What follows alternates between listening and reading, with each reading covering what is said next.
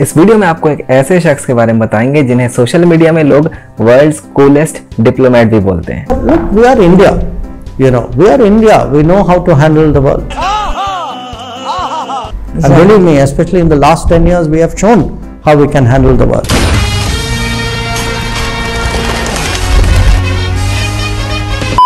ले चलते हैं आपको doctor S Jaishankar, India external affairs minister के डिप्लोमेटिक वर्ल्ड में, जहां उनके शानदार जवाब सुन के आप इनके फैन हो जाएंगे। अपने ही लोगों को समझाना चाहता हूँ कि भाई घर में देखो, अगर आप मेरे से पूछेंगे कि इतनी पढ़ाई के बाद आपको क्या लगता है कि दुनिया के सबसे बड़े डिप्लोमेट कौन थे, मैं कहूँगा सबसे बड़े डिप्लोमेट एक श्री कृष्ण थे, एक हनुमान जी थे।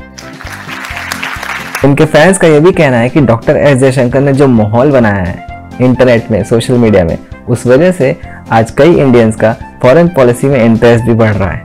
अगर हमें स्ट्रेटेजिक कल्चर, सचमुच अगर इंडियन स्ट्रेटेजिक कल्चर बनाना है, इंडियन स्ट्रेटेजिक कल्चर दूसरों के अनुभवों और दूसरे के कथाओं से नहीं बनेगी। इंडियन स्ट्रेटेजिक कल्चर इंडिया के एपिक से बनेगी। क्या बात है सर, क्या बात है सर। सोशल मीडिया में अपने फॉलोअर्स को लेके काफी खुश रहते हैं ये। I have 2.5 million followers and I like them. How many? 2.5 million. I started late.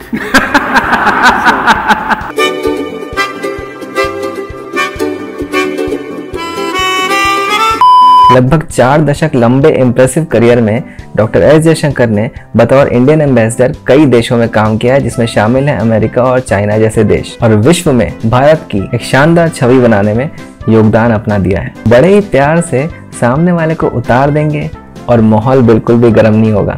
The most popular film in India last year was a film called RRR, and this had to do with the British era, and just I'm trying to put it delicately, you weren't the nice guys in the movie.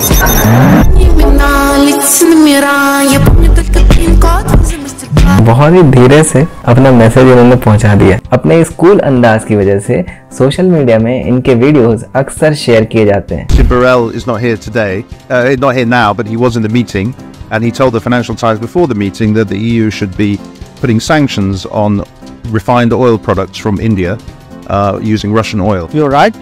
Russia Ukraine के बीच में tensions बढ़े। इसके बाद India ने जब Russian oil को import किया तो कई सारे सवाल रिपोर्टर्स ने खड़े किए, फॉरेन रिपोर्टर्स ने, और उसका जवाब देते हुए कैसे डॉक्टर एस जयशंकर ने लोहा मनवाया वो देखिए। पूरा नियम, कायदा, कानून सब समझा के बतौर फैक्चुअल एकदम फैक्ट्स के साथ आंसर दिया। Mr. Borrell is not with us now, but I really don't see the basis for your question, because my understanding of the council regulations is that if Russian crude is substantially transformed in a third country, then it's not treated as Russian anymore. I would urge you to look at Council Regulation 833/2014.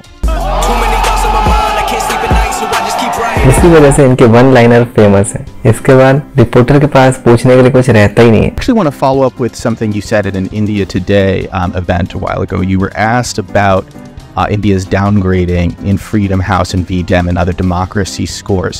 And the journalist asked you, quote, how do you see this play itself out in terms of how India is being perceived by the world and these new reports? बहुत लंबा चौड़ा सवाल है भाई का, पक्का बेइज्जती होने वाली है।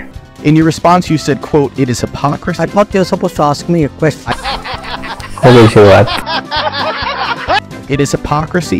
We have a self-appointed custodians of the world who find it difficult to stomach that someone in India is not looking for their approval, is not willing to play the game they want to play.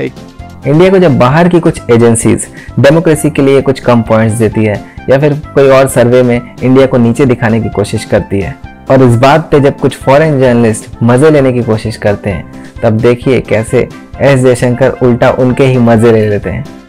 That doesn't actually answer the journalist's question. So I want to ask you again, are you concerned that perceived democratic backsliding in India is going to undermine its efforts to become a rising power in the world? Chadha समझाओ इसे, समझाओ। हिम्मत नहीं आ रहा है भाई, इतना लंबा सवाल पूछ के ही माना है।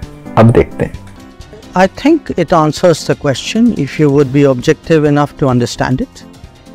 I think it says very clearly that the people who are writing these reports have a strong bias. Often they distort facts. There are, many of these reports are actually riddled with inaccuracy. So I put it to you, there's an ideological agenda out there. I don't know why that's hard to understand. मिल गया जवाब। दरअसल India को कुछ western companies और कुछ surveys में freedom और democracy में कम स्कोर दिया जाता है। तो इसके पीछे का कारण डॉक्टर एस जयशंकर ने बताया था कि ये एजेंडा ड्रिवन है। लेकिन ये रिपोर्टर को बात पची नहीं, उन्होंने फिर से पूछा उसको और उन्होंने फिर से बेइज्जती झेली, क्योंकि डॉक्टर एस जयशंकर अपने पॉइंट्स पे क्लियर थे कि ये एजेंडा ड्रिवन स्कोर्स हैं जो फ्रीडम और डेमोक्रेसी को लेकर इंडिया को दिए जाते हैं ताकि इंडिया की छवि बिगड़े, लेकिन ऐसा होता नहीं है। बीच में जब कनाडा और इंडिया के बीच में भी टेंशन्स का माहौल हुआ, तब एक रिपोर्टर ने डॉक्टर एस जयशंकर को कुछ उल्टे सीधे सवाल किए। कनाडा में जो खालिस्तान रिलेटेड वायलेंस, उसके एविडेंस की बात कर रही है। Quick clarification, you're saying you have no evidence, this is related to the Canadian story, which I'm sure you're sick of speaking about. Have the Canadians, there's been reporting that there have been progressive visits from the Canadians to India, including in August. You're saying that you've never familiarized yourself with the documents that were, or no documents have been provided to you by the Canadians that purport to show evidence that Indian officials in Canada were aware of this attack. India में सवाल खड़े करने की कोशिश में बहुत बुरी बेइज्जती हुई है कनाडा की। You have not seen these intercepted. Yeah. कुछ धमाकेदार मिलने वाला है इनको। Are you saying the Canadians gave us documents? I'm asking you if the Canadians gave you the intercepted documents. No, look, Indian diplomatic communication. I have said that if somebody gives us specific or relevant information, we're prepared to look at it. So you have not received those intercepted communications? If I had, would I not be looking at it? I'm asking you for a yes or no. Yes or no? देख रहे हैं आप क्या हुआ होगा? I think he's given us the answer. And then the other question I was going to ask. No, I'm not answering a second. Oh. अपने देश को पूरे विश्व में सबसे ऊपर रखने में इन्हें एक्सपर्टीज हासिल है और इतने कॉन्फिडेंस और फैक्ट्स के साथ ये बात करते हैं कि सामने वाला कुछ बोल भी नहीं पाता है। So clearly, the alphabet I think is very good for the United States. Some go for the alphabet I, then pick a word. Hopefully there's a country there. There are good people out there. Those are the guys you need to work with. सीधी बात है, आई मतलब India. ये है doctor Jaishankar का style. India को चुनो क्योंकि India अच्छा है तो तुम्हारा भी अच्छा हो। इंडिया फर्स्ट की पॉलिसी को ये बखूबी निभाते हैं, कभी सीरियस मोड में तो कभी हंसी मजाक के मोड में।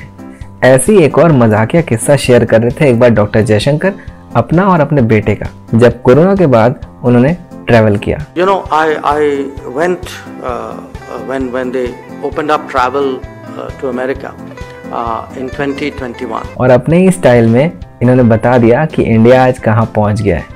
भले ये सब करने में उन्हें अपने बेटे का ही मजाक क्यों न उड़ाना पड़े, लेकिन डॉक्टर जयशंकर पीछे नहीं हटते। And my son lives in America, and I asked him, saying, we were going to a restaurant and they wanted to see our COVID certificate, vaccine certificate. So I showed them my phone. My son from his wallet produced a paper which was folded in thing and said, okay, this is my certificate. And I looked at his paper and I asked myself, okay, this is where they are and this is. जिस तरीके से India तरक्की कर रहा है, America जैसे देश भी पीछे। कई बार ऐसी सिचुएशन हो जाती है जब इंडिया के साथ इंडिया के पड़ोसी या फिर बाहर के देश दो तरफ की बातें करते हैं, हिपोक्रेसी दिखाते हैं।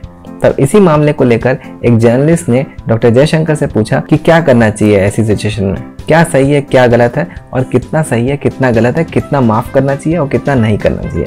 तो ऐसे में डॉक्टर जयशंकर ने पूरा लाइफ लेसन दे दिया उनको। India has faced a lot of hypocrisy from a lot of countries since independence. So how far do we forgive and forget in this ever-changing geopolitics, and how do we make these decisions? Thank you. Forgive and forget. Do you forgive and forget? You should never forget. It's a big mistake. If you forget, you are not learning the lessons from it. If you forgive, it depends what you are forgiving.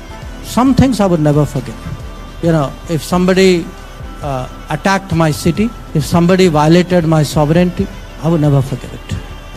And I would never forget it. So, forgive and forget is nice in personal relations. I think nations need to have longer and better memories. एकदम clear है किनको माफ करना है और किनको साफ करना है। डॉक्टर एस जयशंकर क्रिकेट के भी फॉलोअर हैं और एक इंटरव्यू में उन्होंने बताया कि उनके 3 फेवरेट क्रिकेटर्स कौन हैं और तीनों फेवरेट क्रिकेटर्स के 3 अलग अलग क्वालिटीज भी बताई जो कि फॉलो करने लायक है। आइए बताते हैं आपको कौन है इनके 3 favourite cricketers. If I were to pick 3 people really top of my head, definitely Virender Sehwag. He's attacking, he takes the game to the opposition. It's a bit like what you do. सही बात है, ये भी तो सहवाग जैसे ही ठोकते हैं। In diplomacy. I would say Dhoni, no question. Yeah. For this reason, he's always strategizing. Even to the last ball, you can see, and that's like how to be cool under pressure. And maybe here another degree of some self-identification, maybe Jimmy Anderson. Jimmy Anderson. For this reason, at that age, I think he's 40, if I'm not mistaken. Yeah, he's 40. At 40 to be a fast bowler, at that level, that's to me perseverance, endurance, that's fitness. बिल्कुल सही बात है क्योंकि इसी प्रकार आज doctor S Jaishankar की इतनी एज है फिर भी वो युवाओं के फेवरेट है। सोशल मीडिया में एक स्टार है, उनकी फॉलोइंग बढ़ती चली जा रही है और यंगस्टर्स को तो वो और भी ज्यादा पसंद आते हैं क्योंकि उनके फैक्चुअल पॉइंट्स एकदम क्लियर होते हैं। यह है डॉक्टर एस जयशंकर के कुछ मोमेंट्स का एक छोटा सा पार्ट। ऐसे और भी कई सारे वीडियोज आएंगे। हमारा चैनल सब्सक्राइब करिए, वीडियो को लाइक करिए, शेयर करिए।